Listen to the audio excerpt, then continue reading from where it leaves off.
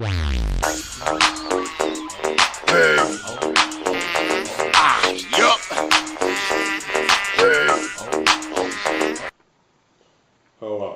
and welcome to Economics USA. I'm economics analyst Richard Gill, and today we will be discussing the circular flow model. This model depicts a complex, interrelated web of decision-making and economic activity involving businesses and households.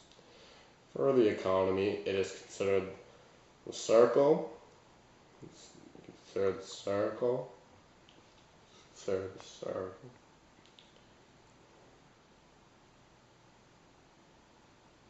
the circle of life. We will begin with the first part of this model, which is called the resource market. In this part of the model, the resource markets exchange factor services, the productive services of the four factors of production: land, labor, capital, and entrepreneurship. The payment for these factor services then becomes income for the resource owners. For further elaboration on the concept, I take you to our reporter in the field, Austin Patterson. Thank you, Rich. I'm staked out here in Wall Street, New York, in order to gain a better comprehension of the circular flow concept. I've been told that this location houses some of the most prominent businesses in the world, as well as an overwhelming amount of money transactions that occur here daily. Here, I've come into contact with an interesting fellow who has stationed himself in the heart of Wall Street and has repeatedly been walking in circles for, as this reporter has learned, for the past week. This reporter wants to learn more. Excuse me, sir. Can you explain to me why you've been walking in a circle for the past week?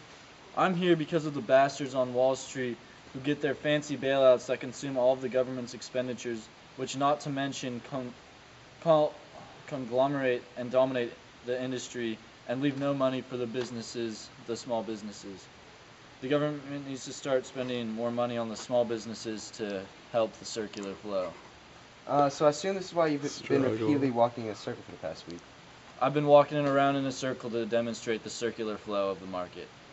Wow, that's all very interesting, but are you aware that you're not only hypocritical but very incorrect in your understanding of circular flow? How so? Well, sir, first off, government expenditures play a minimal role in circular flow, for they only regulate to an extent and do not continue. Furthermore, by you standing here for one baffling week without food or water, a fact to which I do not understand how you are still alive, you are actually compromising the system, for the circular flow itself relies on households or people like yourself to function. Give me 1 second.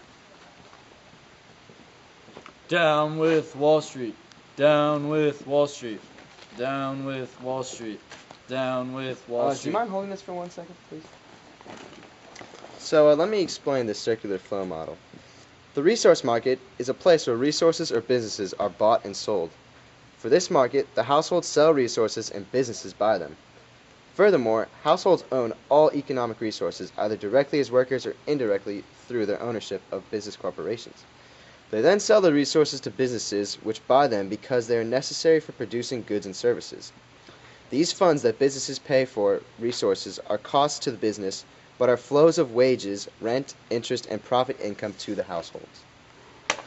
So what you're telling me is that I'm not the solution, but I'm part of the problem? It would seem so, sir. So I've been starving myself here for the last week for nothing. Yes. Well, that concludes my report here, Rich. Now back to you. Thanks for that report from the field, Austin. To conclude the report, I will talk about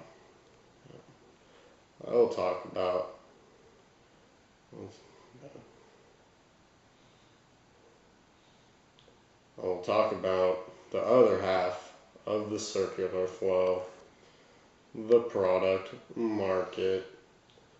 The product market the place where goods and services produced by businesses are bought and sold. Combine resources from businesses to produce and sell goods and services. Households then use the income they have received from the sale of resources to buy goods and services. The monetary flow, the monetary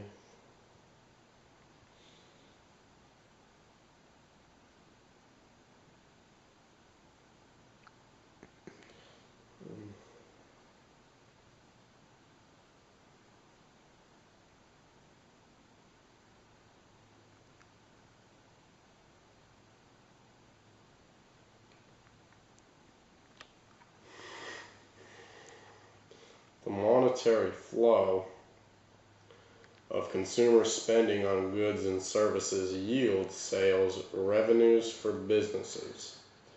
Businesses compare those revenues to their costs in determining profitability and whether or not a particular good or service should continue to be produced.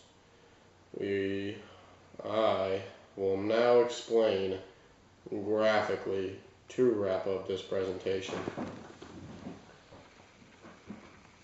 The product market sells goods and services which the households buy, who then sell their resources, which consist of land, labor, capital, and entrepreneurial ability, to the resource market.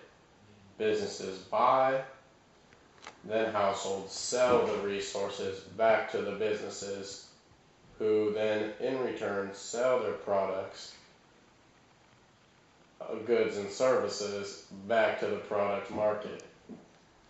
The other flow, households use their consumption expenditures that flow into the product market, which in return has the revenue which flows into businesses, and costs from the businesses flow into the resource market. Then money income from the resource market flows back to the households. And that is what we call circular flow.